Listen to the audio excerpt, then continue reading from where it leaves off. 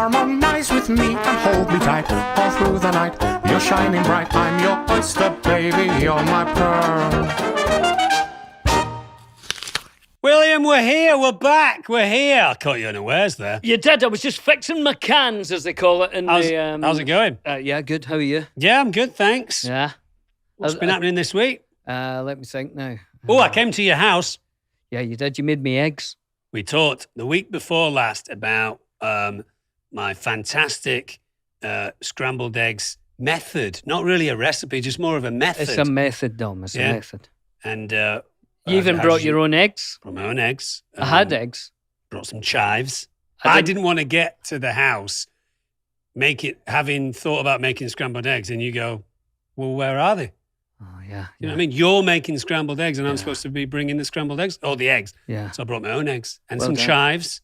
You made a loaf of bread. I'd made 2 loaves of bread, Tom. Yeah, but we didn't have the second one. Well, I had it during the next few days. Why is that important to tell us that you made 2? We only had 1 that night. But I just thought I'd let you know I made 2. Yeah. And they were delicious, weren't they? We toasted some bread. Yeah, we did.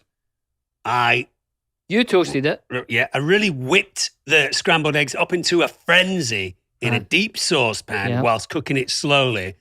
And what were the results? Absolutely lovely, Dom. I couldn't have asked for anything more, and I was hungry by the time they came. Oh, it takes I would say, double the amount of time that you normally make your scrambled eggs. But you said at the end of eating them, I will never eat scrambled eggs in any other way but that again. Yeah. Never in a frying pan, always in a deep saucepan. Absolutely. With some butter, I think. Oh, no, was it butter? Or there was butter in there. But was there cream as well? There was a little dash, I would say. Butter and cream? There's a little. It's quite decadent. Yeah, well, Gordon Ramsay wants creme fraiche in there, and I didn't think we'd deserve that. No. But I tell you what, Tom, it was delicious. Wasn't it? And I thanked you for it. I said, thank you, Tom. You did. And we put a little bit of jardinera on top. just the sauce from the jardinera was enough for me because it was spicy. It was spicy. It's hot. It's hot. But it was absolutely lovely, and I thank you for that, Tom. You're more than welcome. It was my honour to serve you. You're very often feeding me, and it's nice to make a change. Anyway, should we do a bit of housekeeping? Peeling the onion. Housekeeping! How much fun are you to keep a house so clean and true? Over to you. And to me, housekeeping. Now, we've been talking about the emergency bracelet that saved me and my son's pants the other day when we couldn't find a belt to hold his pants up. And I remembered I had an emergency bracelet, didn't know who it was from. Yes. We'd lost the letter, and it worked a treat. Here we go, Dom. I'll give you the story behind it. Please, give me the skinny. Billy and Tom, I was very excited to hear you all talk about the survival bracelets on my drive home on Tuesday, and then later watch Billy recount the story of saving his son's pants with the 550 cord. I was excited to make those for you guys. I have loved hearing and watching all the podcasts, YouTube, and to see your friendship. It's so much fun, and y'all, she says you all. Y'all. Do you know why that is? It's because she's from Fort Worth, Texas. Exactly. Y'all really make a bad day good and a good day even better. That sounds like something Bilbo would say. I like to make those bracelets because I worked overseas in the Middle East and Iraq with the military for 6 years. It was pretty easy to get hold of 550 cord, and it was something to do when there was nothing to do in an off day. Consequently, I would make them while watching Lord of the Rings trilogy on repeat. It was in constant rotation with a few other trilogies. I enjoy making them now for friends and family as keychains and bracelets. I like making true survival bracelets for those who would be in survivalist situations, as either of you could be since you surf and any of Dom's world-travelling adventures. I mean, you travel around the world too. Yeah, I do. You do. Yeah, thank you. The bracelet is made out of one full length, 6 to 8 feet of 550 cord uncut. There are some imposter bracelets that shortchange you and cut it in half so you've only got 2, 3 or 4 foot cords. The other great thing about the bracelets that I sent you guys, they are extra special because there is a waterproof tinder fishing line and cotton thread added to the core of the cord, making it an elite survival bracelet. All that said, I would really love to make Billy's son a bracelet since he surfs and seems quite the adventurer, as well as wee Bobby Johnson and I'll let you know that he's not an adventurer at all. No, he's not.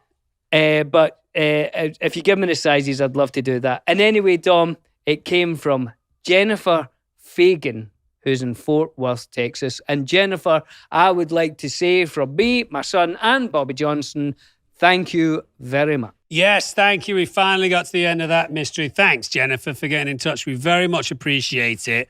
Hey, What? we've also had some voicemails. So Let's listen to one or two, shall we, Dom? Johnny, a little bit here. Come on, Johnny, you piece of shit.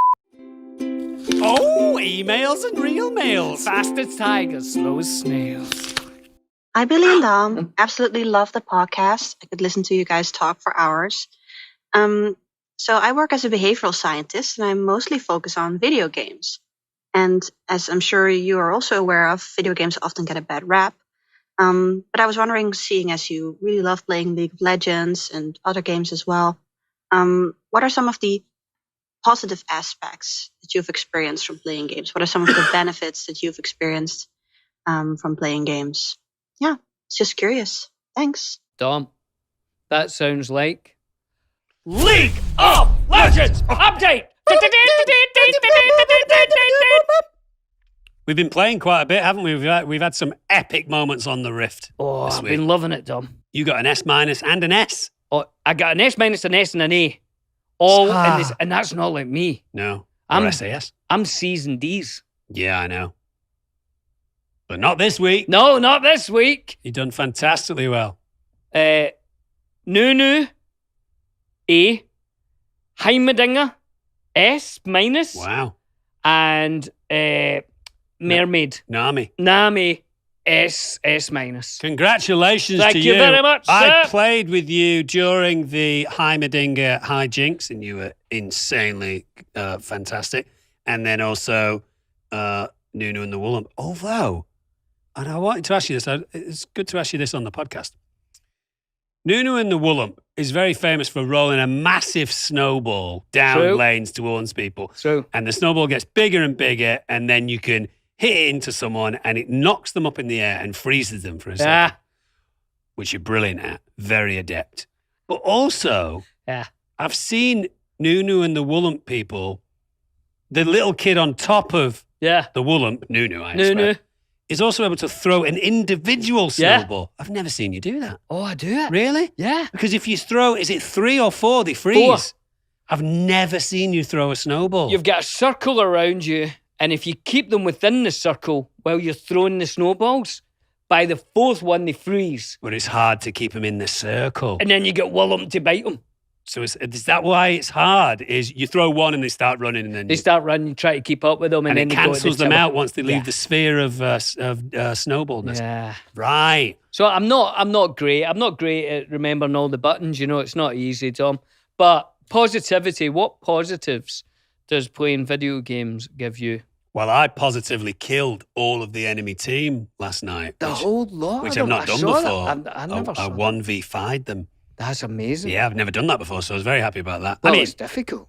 we've made some lovely friends during the playing of League of Legends and had some truly hilarious moments. I mean, Like we've really had funny times where moments. all of us are creased up laughing. Yeah. We did have our first fight ever.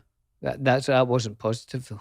Should we talk? We shouldn't talk about That it. was a negative thing. The first and only fight that Billy and I have had. I mean, we've had difference of opinion. Like, well, I don't agree. Okay, I don't agree with that either. And then it's fine. But an actual, like, you shouldn't have done that. And then I kind I of don't went, care what you say. yeah, you're right. I shouldn't have done that. Was during League of Legends. I tell you what I like about it as a positive thing. I'm doing things in the house and I'm doing paperwork and catching up with this and that. And your life is hard, you Isn't know. it hard? Yeah. Isn't it? And then you go, oh, just go on and play a game at League of Legends. And it's just a bit of escapism, isn't Yeah. it? And you can be this little character doing a thing, rolling a snowball.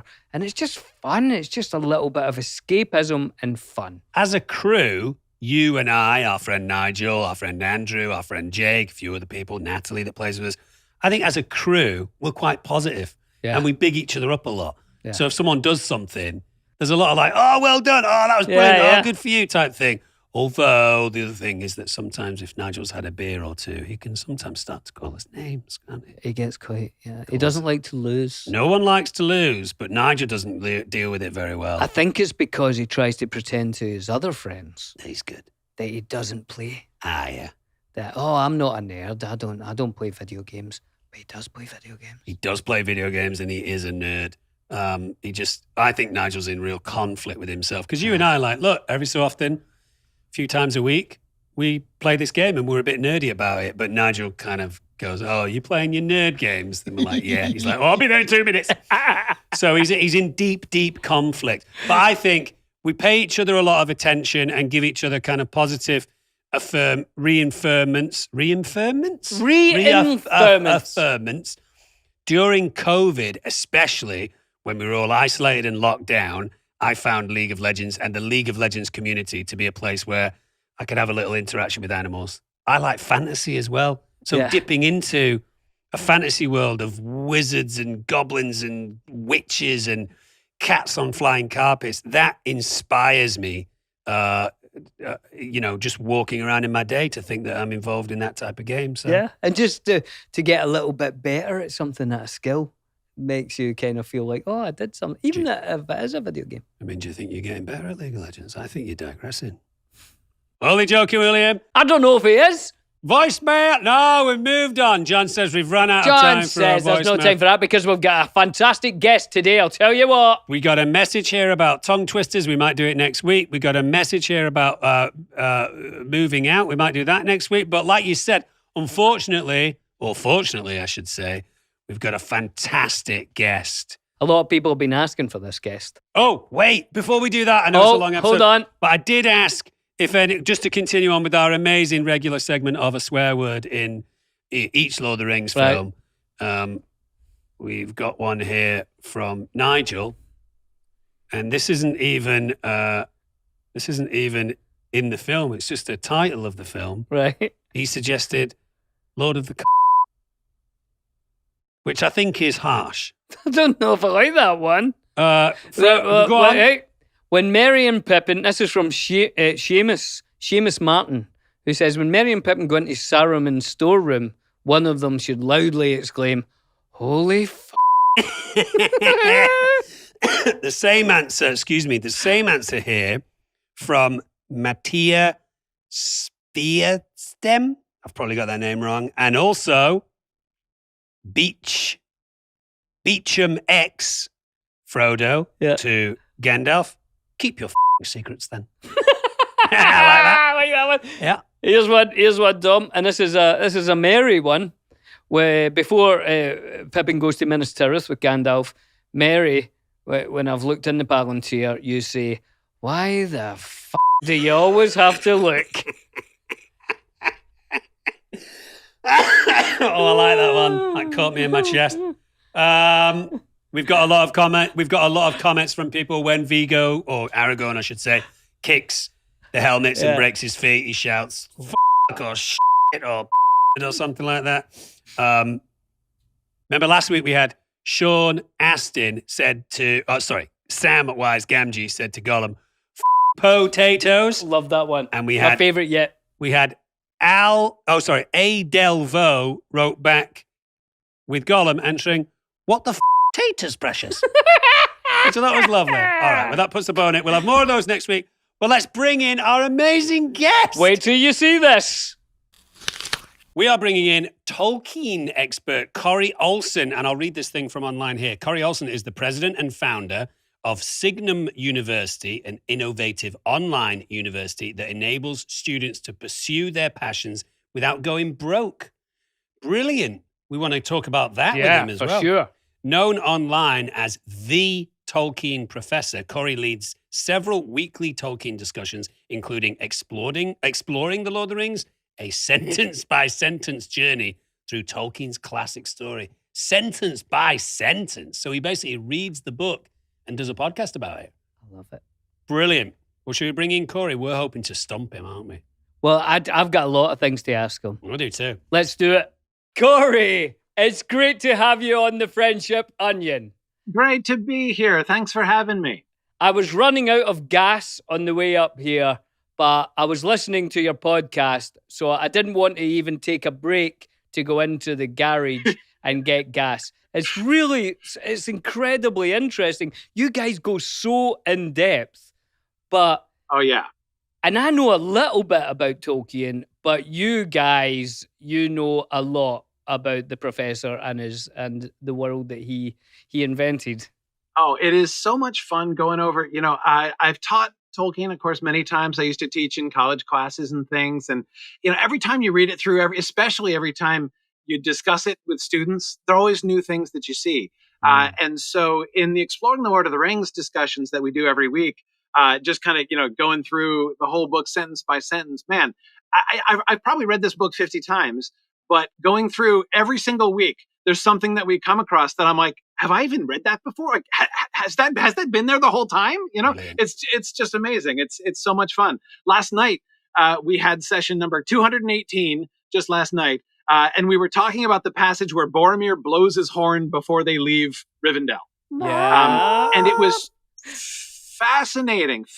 Like what I was realizing last night, that Boromir is actually like kind of dissenting. Like he's sort of he's not on board. Like he's showing that he is not on board. Yeah. Like everyone's gathered there, right? The entire all of the elf population of Rivendell has been working for months on Operation Secret Mission, right? Like we're supposed to the number one most important thing is that Sauron and his servants are supposed to not know when we're setting off and what we're doing. What does Boromir do? He blows his horn so that everybody can hear it. And he's like, I always blow my horn when I depart. Right. And then he says, though after this we may walk in shadows, I will not go forth as a thief in the night, which is cool. Like, he's a fourth-rate kind of guy, right? But, you've got, seriously, the elves are, face-palming, secret mission, Boromir, secret mission. I mean, it's Come a on. bit. It's a and bit Boromir's of a dick I'm not move. on board.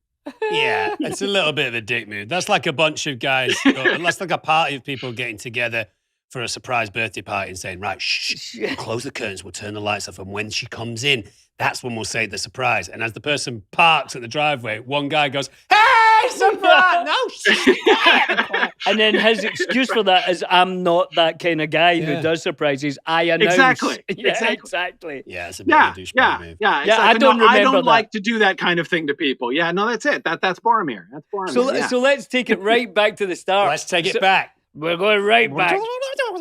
Which is always something that me and Dom like to ask people is, when did it first come into your life? When did you first read either The Hobbit or Lord of the Rings? Yeah. I was 8 when I first read The Hobbit. Oh, you're clever. So I had my cousin handed me a copy of the book. I had just read The Chronicles of Narnia by C.S. Lewis with my parents. Right. And my cousin had heard that I loved The Chronicles of Narnia, still do. And my cousin had heard that I really liked it. And so he said, if you like The Chronicles of Narnia, you'll like this. And he handed me my first copy of The Hobbit, which I still have on a shelf next to me. It's the cranky old paperback with the purple emus on it, which is pretty cool because it has nothing at all to do with The Hobbit. But anyway, so he handed me this copy of The Hobbit and said, I think you'll like that. And I read it, and I got a copy of The Lord of the Rings right after, and I've been reading and rereading the books ever since. That's Nice. fantastic. Now, in these classes that you teach at your university, and we want to talk about the university as well in general, but does that encompass, I should say, all of Tolkien's work, or does that kind of zero in on the Lord of the Rings specifically? So there are a bunch of different things that we do. On the one hand, a lot like my Tuesday night class, my Exploring the Lord of the Rings discussion. That's an open discussion. That's not like a credit-bearing class, as part of our official degree program. That's a public program that we do for everybody at any time, and we distribute that and everything.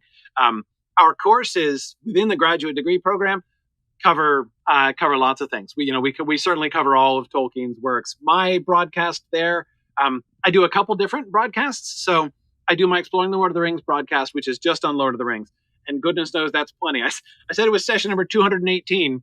We're only at we've not left Rivendell yet. We've not left Rivendell yet. And it's 5 years we've now been doing this every week, and we've not left Rivendell yet. So it's going to be a while. But I do other things. So for instance, I do my Mythgard Academy series, which is basically kind of like an online book club where we go a little faster. We go chapter by chapter instead of sentence by sentence. And there I've been going through, for instance, the History of Middle-earth series edited by Christopher Tolkien, which gives all of the like the background history, like all of the drafts that Tolkien wrote, all the earlier unpublished things that he wrote, to sort of watch how his stories and his ideas unfolded over time. Really amazing stuff. So I've been kind of teaching my way on a series through that, and all this stuff is available on our YouTube page. And I dived into something that I thought looked interesting because I didn't know what it was. The film. And yes, is this the idea that you guys are working on making a Silmarillion film? Yes, it is. This is the one where I was totally interested because I dived in the middle of somewhere, but listening to you guys work it out as a film seemed incredibly interesting, and it made me think this is how all films should be worked out, because you were going back and polishing. And so tell us about that if you could quickly. Oh man, it's cool. So this actually started. Was inspired originally by the process of the Hobbit films. When the Hobbit films were in production, I started a series that I called Riddles in the Dark. And what we did was we kind of went through and we discussed the Hobbit, and we were thinking about, like, what are some of the challenges to adapt the Hobbit? And so it began as a kind of discussion of the Hobbit and a kind of guessing game about, like, what would, Peter Jackson and company actually do, in the Hobbit movies and stuff. And then we actually even had like, so we'd have a question, and we had score sheets and everything to see, like, who would best predict what they would actually do, how they would handle this question. For instance, one of our questions was, are we going to see the severed head of Thror? Are we going to see Thror's severed head in the film? And I predicted that we would, which led to a really comical moment the first time I saw the film, and Azog holds up the head of Thorin's grandfather, and everyone around me is like, ooh, and I lost my head, and I was like, yes, because I nailed it. Like, I totally predicted that we would see that. And everyone's looking at me like, what is wrong with that guy? But anyway, so that's kind of how it started off. But once the Hobbit films were over, we were like, we had so much fun thinking about how, like, all the kinds of challenges involved in doing an adaptation. So we said, okay, let's talk about the Silmarillion, because we felt very confident that Christopher Tolkien would never sell the film rights to the Silmarillion. So we're like, okay, this is a completely theoretical adaptation, right? Let's plan this. And so we planned it as a serial TV show, like a 13 episodes in a season TV show, working our way through the Silmarillion. From cover to cover, discussing all of the, and it's grown into this huge fan project. We have people write scripts, people draw, people do drawings of costuming, and we pick sets, we pick locations. We have somebody composing the score for us. It's really neat. It's this huge interactive project. We're up to the Beren and Luthien story now, is the season we're in the middle of right now, season 6. And it's been so much fun. I feel like I have learned so much. It really forces you to engage with the text in different ways as you're really thinking about, how do you take this story and make it come alive, in a way that's going to be really accessible to a visual audience, on a TV show. It's really fascinating. And I got to tell you, it makes it much easier. Like, now when people are asking me stories about the Amazon show and stuff, I'm like, man, of course they have to make some of these kinds of changes. Like, you can't adapt, you can't make it work in a script if you don't, like, for instance, everyone, one thing that people are saying about the Amazon show is like, oh, they're going to compress the timeline. I'm like, of course you're going to compress the timeline. The timeline's 2,500 years long. What are you going to have the human characters dying of old age every 15 minutes throughout the entire show? Like, you can't do that. Like, of course you have to compress it. Yeah. But if you've never thought it through that way, right? If you've never tried, it doesn't work. And then Corey, just to very quickly touch upon your university program, when I read your bio here, it says an innovative online university that enables students to pursue their passions without going broke. So you have found a way that they can leave your university with a qualification, but not be tens of thousands of dollars in debt. That's a fantastic thing. So could you just quickly tell us how you did that? Yeah. Yeah, well, that was actually I started my podcast and I had a whole bunch of people from my podcast who wanted to take classes and stuff. And I was a tenured English professor at the time. And I was like, well, that sounds cool. What inspired me actually to do it, actually to leave my tenured job and found the university, was realizing that we could do that. And basically the secret's really simple. Like, it's not rocket science. Yeah. You just lower the overhead, right? Signum University is a completely online university. We're a totally distributed organization. We have no campus. Right. So if you remove the cost of the entire campus from the calculation, it's a lot easier to keep your tuition prices really low. Yeah. Because there are a lot of, both directly, like real estate costs and building maintenance and everything else, but even all of the indirect costs that are associated with that. When you remove a lot of those, so we end up removing a huge percentage of the costs, and therefore we can afford to price tuition. The entire master's degree, our master's degree courses are like $650 a class. Wow. That's what we charge for, for one class. So you get the whole degree for under $8,000. And, we have a lot of people take one class at a time, do it over the course of 2-3 years. You take like $8,000, spread it over 2 or 3 years. It's a totally manageable thing. You get a master's degree at the end, and you don't go into debt. And we're in the middle of we're developing an undergraduate program where we want to be able to make this kind of thing available to undergraduates as well. But I have to say, it was hard being a college professor. I have to say, especially being an English professor, because I'm here talking to my senior English majors who are graduating $100,000 in debt and with not awesome job prospects, and it was heartbreaking, feeling like like I was complicit in this system that was driving students into horrible debt. So when the opportunity presented itself to say, I think we can make a difference, I think we can do this a different way. So Signum has been from the beginning dedicated to just kind of looking at new models, really investing in the online model in ways that a lot of schools don't. A lot of schools kind of use online technology, but they're still they're still running the old system. They're still doing things the old way. And so we sort of have been occupying the online space from the beginning, saying, how can we do things differently? How can we really leverage this technology to do things differently in a way that's going to enable us to charge people a whole lot less. So it's been really rewarding. That's great. Well, and just to just let people know where they can find this and how they can look for it, and if you don't mind, because it sounds incredibly interesting. And signumuniversity.org is our website, and our program, our master's degree program, is focused on literature and languages. It grew organically out of my podcast. So we've always said we have a Tolkien studies program. We study a lot of fantasy, science fiction, medieval literature, that kind of thing. We've the kind of niche focus of our degree is very much focused on the demands from our community, which is very heavily slanted towards Tolkien studies and towards language studies as well. Mostly because of Tolkien, but since he did so much language stuff as well. But that's great, because people who are interested in that then, as you say, don't have the debt, get their degree, but also they know that they're being taught by people who really know what they're doing, because there's a history of you guys doing that. It's not someone you've never heard of. You can look back at your podcast for years, like I've been doing the last few weeks, and it's incredibly interesting, and there's so much knowledge there. That's a great thing. Well done, you. Yeah, it's fantastic. That really is.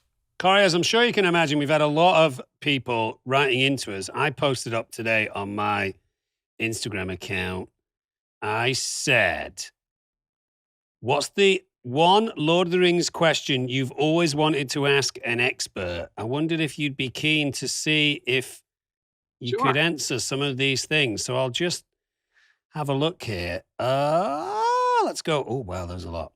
Well, have you got one? Yeah, I've got one. Okay, so this is a good place to start. Is Gandalf stronger than Galadriel? Came from Magnus Matacheses. Now, hold on, Tom. Is that physically, emotionally, spiritually, or magically? They've not stipulated. Okay, so let's say generally. Generally. It's that would be closer, I think, than a lot of people think. Mm. One of the things that I find a lot of Tolkien fans kind of think about, they tend to classify.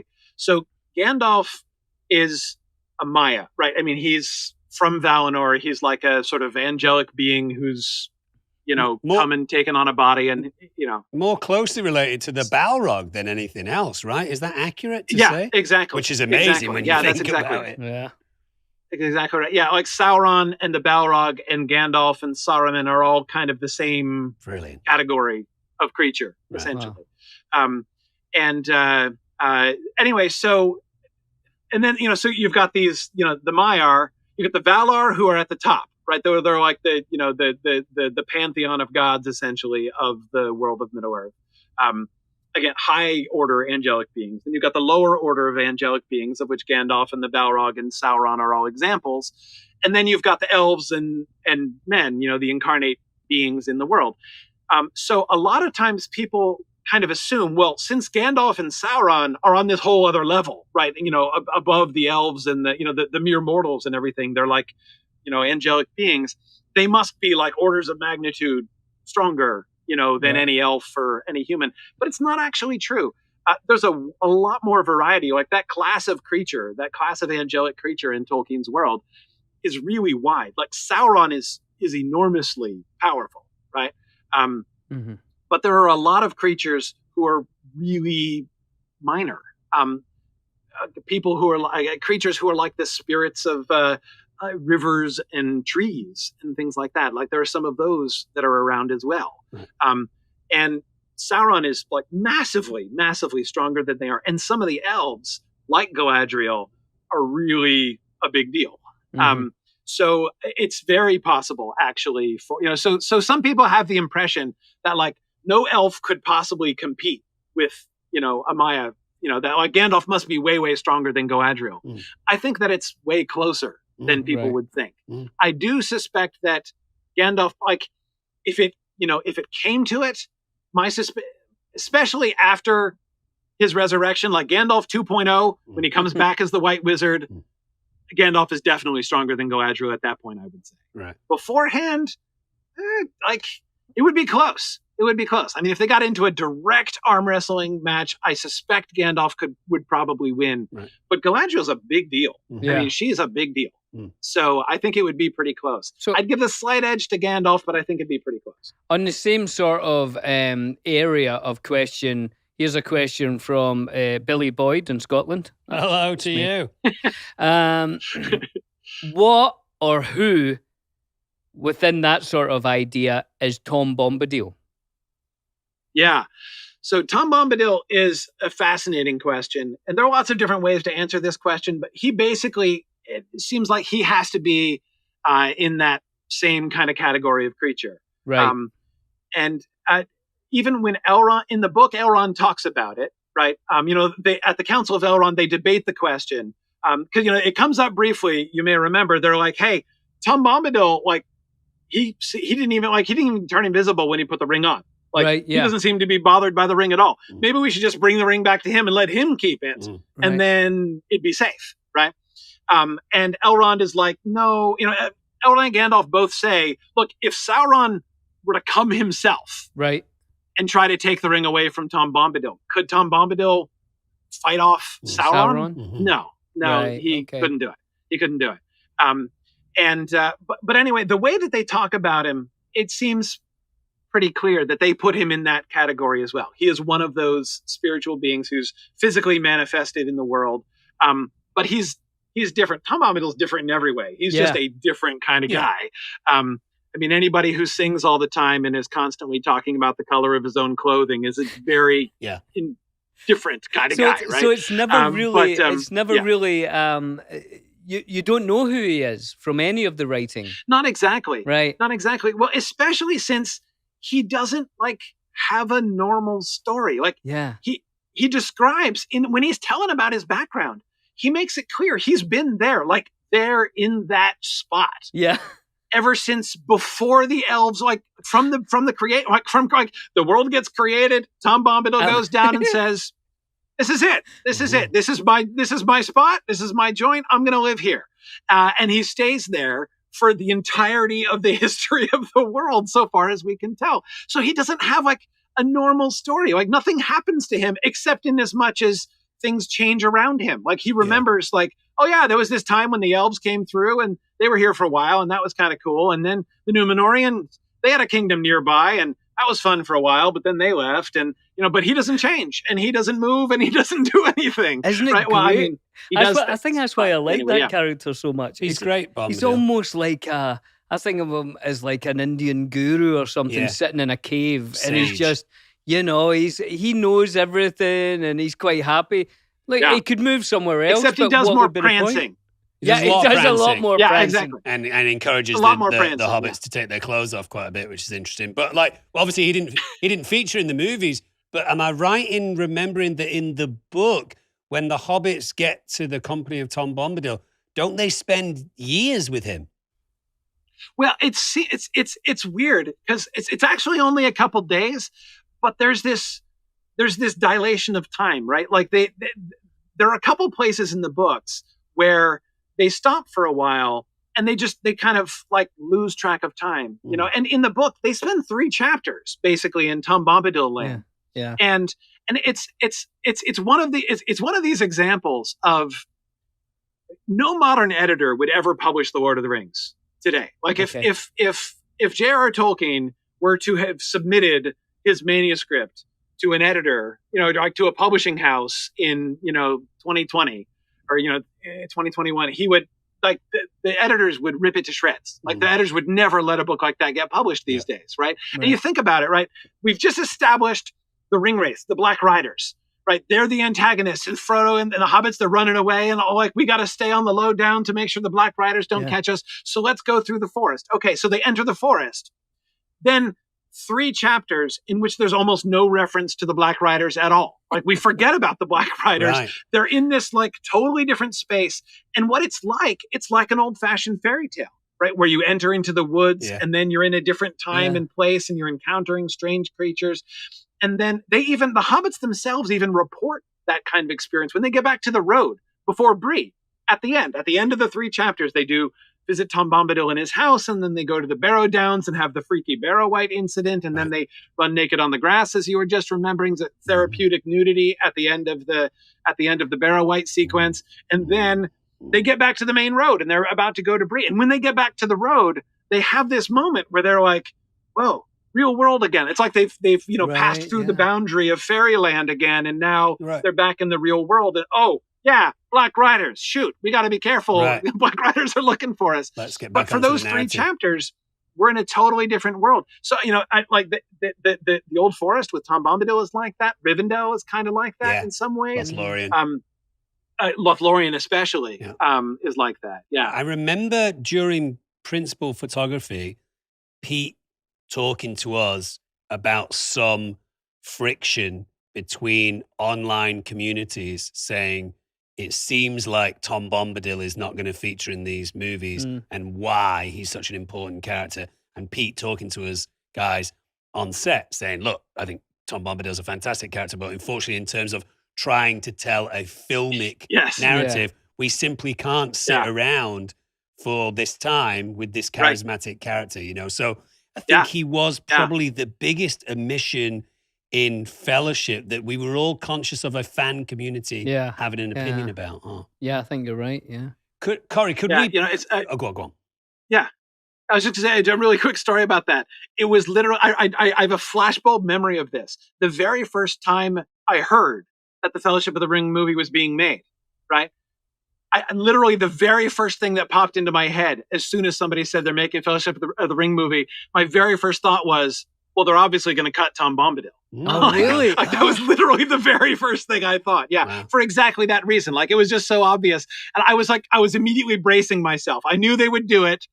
I totally understood why they would have to do it. Yeah. But I had to I had my brief moment of grieving. It was funny. It was my very first reaction. I'm like, okay, I'm not going to see Tom Bombadil, and that's going to be okay. That's okay. It was like my very first reaction. Nice. Well, Corey, maybe we can use this particular platform right now to put to bed a question that gets asked to me every time I do a Q&A, every time Billy and I do a convention together or separately. Anytime I'm online, people in the street have asked me, maybe from now on, if someone asks me, I can say, you can refer to the Corey Olsen episode of The French Bunyan, where we finally answer the question that was asked to us here by some movie guy named Josh. Why didn't they use the eagles to fly to Mordor? Oh. Now, Billy and I have our own answer, Yeah. but let's give it the expert answer. Okay. So there are several different answers to this.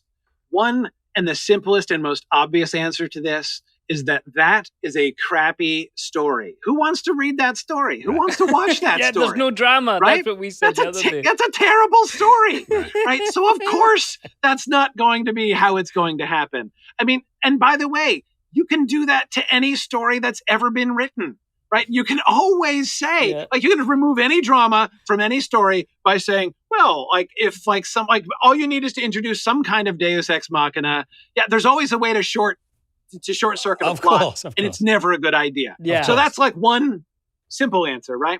But as far as like from within the world of Middle Earth, there are good reasons for this too. And that is that the eagles, they're not a taxi service. They're not even just animals.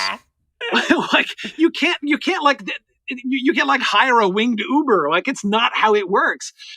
The eagles are not only free agents. They're kind of a big deal. Yeah, highly they're intelligent. kind of a big deal. Yeah, I mean, they're highly intelligent, and they're not even beasts. Like, they're not even animals. They're not even just birds. They are also, like the Balrog and Gandalf and Sauron, they are like angelic beings manifested in a body. The body they choose is body of giant eagle rather than body of, old guy with beard and really long eyebrows like Gandalf. But it's always been one of my life aspirations to have my eyebrows stick out past the brim of my hat. Oh, you'll is get there. Apparently, Corey. what You'll get Gandalf there. is rocking. Billy's Give it halfway 10 there. Give Well, it 10 years. I tell you what. Billy's I halfway get, there. and it's horsehair as you get older. The hair gets much thicker. It's wonderful. Mm. You look forward to that, Corey. Yeah. Well, that's what I'm thinking. I ever since I read that description, I think it's in The Hobbit that his eyebrows stick out beyond the rim of his hat, and I'm That's like, right. man, life goal right there. But anyway, so they choose giant eagle form, right? And they're there, like they are some of the most direct servants of the king, High King of Arda, of Manwë, the leader of the Valar, the like pantheon of gods, like basically kind of like the Zeus figure of Tolkien's Valinorian pantheon. Mm-hmm. So they have a job, right? And if they choose to act, if they choose to help, it's a big deal when they help you. That's why, like, the Eagles are coming is such a huge deal, right? When they come in and rescue folks at the Battle of Five Armies, oh my goodness, it's a huge deal. And there's no way you could possibly expect, you couldn't even ask them to do that. Right. Yeah. But they did it. And it's like, whoa, that's amazing. When they come in at the end, there's Pippin gets his in the book, Pippin gets his wonderful, the Eagles are coming moment at the Battle of the Black Gate, right? Which is fantastic. And then of course we get them, there are a couple other places where they come in, but those are the circumstances, like they choose when they come in. And when Gwaihir rescues Gandalf, that like he's doing Gandalf a big favor. Mm-hmm. And Gandalf won't even ask. He needs to get back to the Shire fast. Like, so in the book, you got to remember, Gandalf has been locked up in Isengard for months. And the whole time he's like, the Ringwraiths are going to the Shire. And like, Frodo is defenseless. Yeah.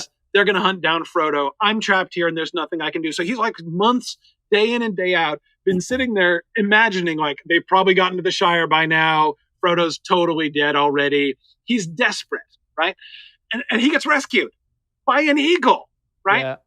What does he do? He doesn't say, hey, Eagle, let me punch this into my Uber to the Shire, please. Can you just fly me straight to Bag End right now? Right? He doesn't do that because you don't do that to Eagles. He's like, where he does ask, he kind of feels him out. He's like, how far would you, in theory, be willing to take me? Right. And Gwaihir says, many leagues, but not to the ends of the earth, right? And so he says, okay, just take me to Rohan so I can get a horse. And that's where he gets Shadowfax and takes Shadowfax up into the north. But again, Gandalf, like, go I hear the Wind Lord, the Lord of the Eagles, is such a big deal, and he is his own master. He is serving Manwë, the High King of Arda. You don't just work him into your plans and say, this is how we want to do things. Right. So he imposes on him as little as possible and just has him take him to Rohan, and then he takes the horse from there.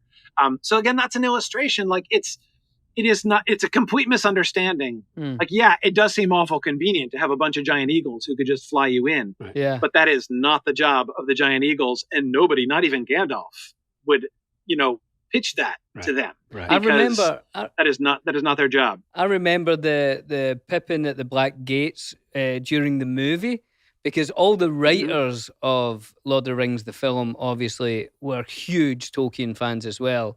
And I remember Philippa Boyens, one of the writers, came onto set so excited to tell me that I had the Eagles are coming line, that Pippin's going to say that, and I remember I got very excited just picking up on her excitement. Brilliant. Because at that point I didn't really get how important that line was, Remember I said, I was there at that point when she said, you're going to say the Eagles are coming. I said, can Mary just be in the background going, welcome to the Hotel California? It was a completely different a completely idea, different thing, and it would never have worked. It wouldn't have worked. Well, have you got another question for Corey? Hundreds of questions. Come on, let's see if we can. We've not stumped you yet, Corey. This is great. This is is there anything in any of the writing that gives any sort of clue of where the Entwives are or what happened to them? That was one of the questions that Tolkien always refused to answer. Really? When people asked him, he tended to say, I don't know. I don't know. Now, like he Trina. did hint that the most likely answer is that they're probably dead. It's that's the most likely answer. Nobody wants to hear that. It's not but he the says that's nicest the most answer. likely answer. No. No, it's not. It's not the happiest answer. The biggest hint that we get, and it does suggest that they're probably dead, is that is in the song. So Treebeard in the book sings this song, the Ent and the Entwife song, where he kind of goes back and forth, like the Ent sings and then the Entwife sings. It's like this back and forth song that they have where they're each talking about what they like and not paying attention to the other one. But at the end of the song, there's the two of them sing together, the Ent and the Entwife sing together, that together, at the end, they will meet again and they will find a land where both of their hearts can rest. But the song makes it pretty clear that that's going to happen. It's basically like after the end of the world, essentially. It's like a post-apocalyptic deal that's going to happen. So that they're probably so within the text, the clearest evidence that we have is that they're not going to be reunited until The after end of times. the end of the world. Yeah. Yeah. I asked Stephen Colbert this question, and I'm going to ask you too, Corey. If you had a chance to ask Professor Tolkien a question, what would you ask him? I would really like to have a conversation with him about the biggest question that he never satisfactorily answered, and that is about the origin of orcs. Where did orcs come from? There's an answer to this question in the Silmarillion. The answer in the published Silmarillion is that they were originally elves. This is what Peter Jackson and the team were working with, right, in that speech that they gave to Saruman, that they were originally elves and they were captured and they were tortured and twisted, and that's where the orcs originally came from. But the thing is, in Tolkien's later career, after The Lord of the Rings was written, he spent most of the rest of his life basically not writing new stories, but kind of continuing to write in that world. And one of the main things that he did was make it a lot more, fill in a lot of the gaps, make it more internally consistent. There were a bunch of things in a lot of the older stories that he wrote, which he was originally writing as mythology, basically. And so there were a lot of questions that just kind of never came, a lot of questions of internal consistency that never really came up in his older versions of his stories. But he sat down and he's like, okay, this needs to work. Like, I should be able to write a story like the Lord of the Rings for the earlier stuff as well, for the Silmarillion material as well. And if that's going to happen, it needs to work. Like, it needs to be consistent. So he spent a lot of time trying to iron things out. And basically, the orcs became a huge theological problem. Like, essentially, the problem is, if they're from elves originally, shouldn't they have free will? Like, later generations of orcs shouldn't, like, baby orcs have free will? And you can say that, like, it's a nature and nurture thing, right? Like, they're raised and they're, but okay, so doesn't that mean then that if you, like, raise an orc, like, get a baby orc, right? And raise it like it could become a happy, friendly orc, right? And if that's the case, so, like, originally, and I believe that this to be true, so this was definitely true in his earlier Silmarillion writings, like back in the 30s and stuff. It's very explicit. Orcs are not even creatures. They're like constructs. Right. They're like, so they're not even like animals. Right. They're just, they're made of, like, mud and slime and hatred. Right. So that's why in the books, killing them is, like, fine. It's a good, like, you never have any qualms about killing orcs. You do have qualms about killing, like, the Haradrim, right? Yeah. And that's where you get that scene. It's that scene which you guys did in the movie where the Haradrim guy dies with Faramir and Sam and Frodo standing right there, and the lines are given to Faramir in the movie.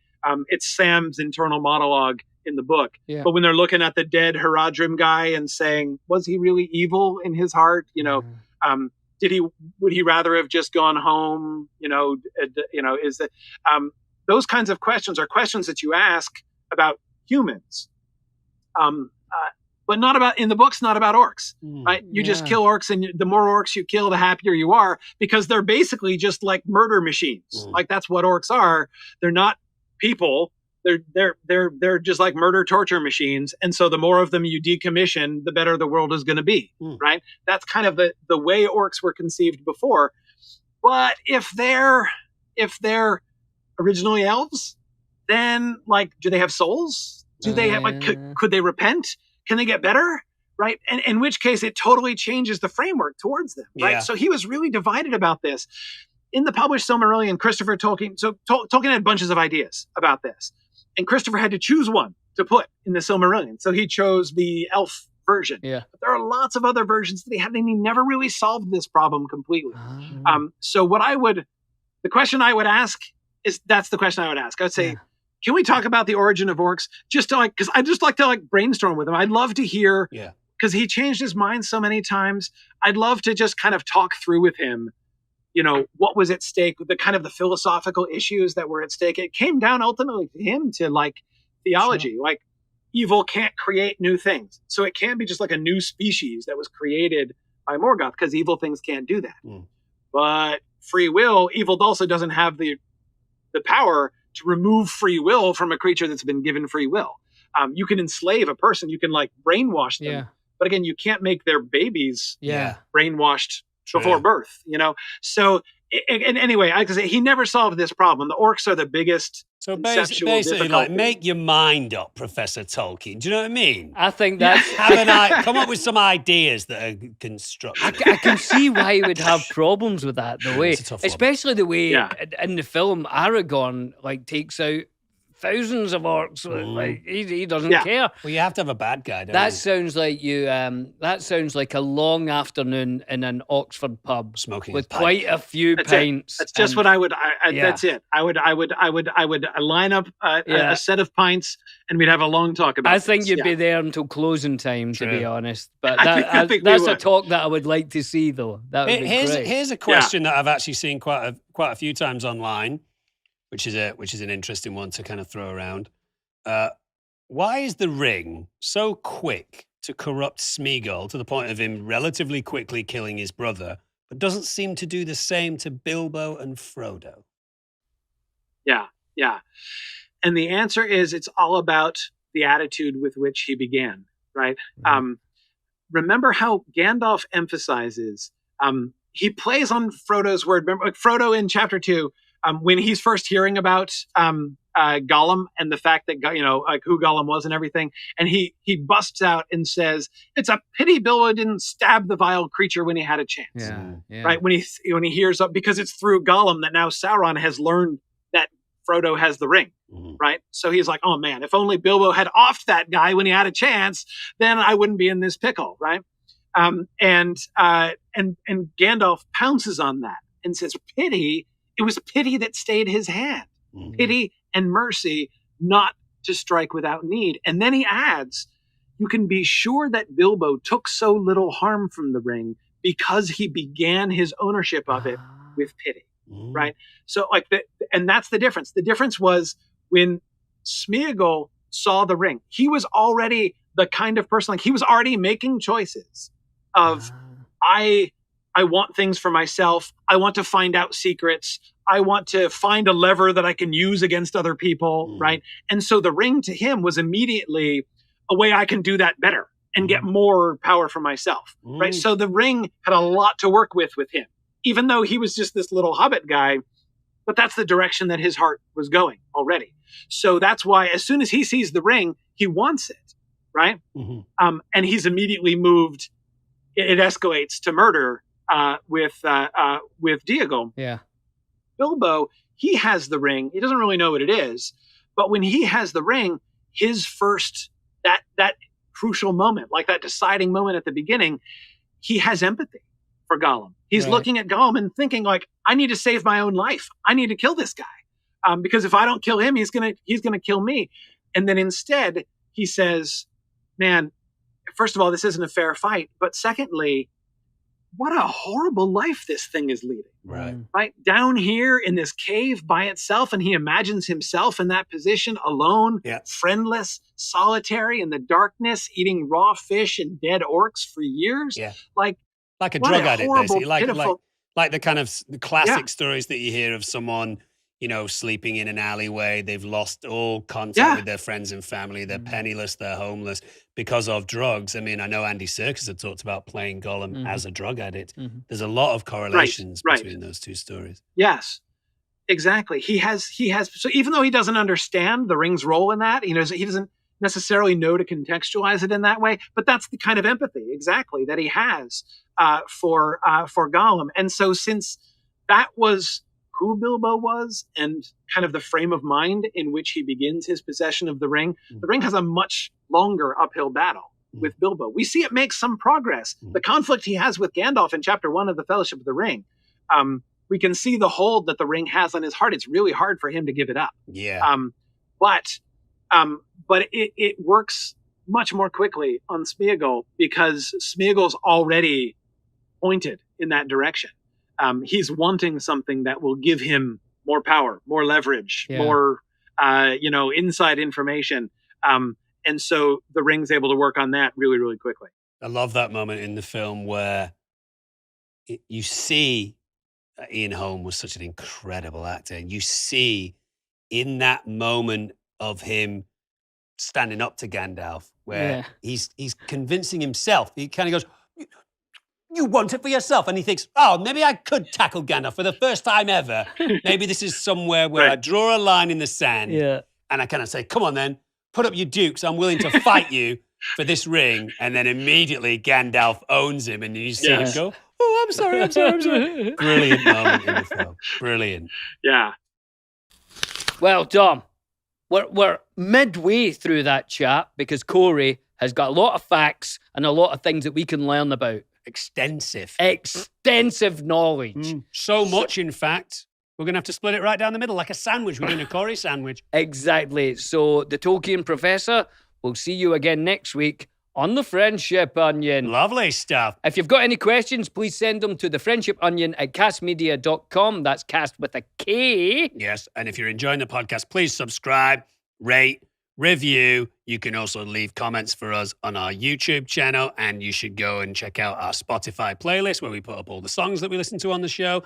I think that's it, is it? Well, if you want to show people around the world that you're pretty cool, then I would get some merchandise. Oh, yeah. A hoodie or a t-shirt or a pair of socks. And you get that at thefriendshiponionpodcast.com. Yes. Fantastic. And also, Billy and I are going to be coming to some conventions in the next few months or so. And if you're wearing some Friendship Onion podcast merchandise, I'll take a picture with you and I'll put it up on my Instagram page. And if you want to see the Friendship Onion live at any of these places, let us know and we'll try and get it organised. Guys, we'll see you next week. Have a lovely week. Toodles to you all. Bye-bye. Bye.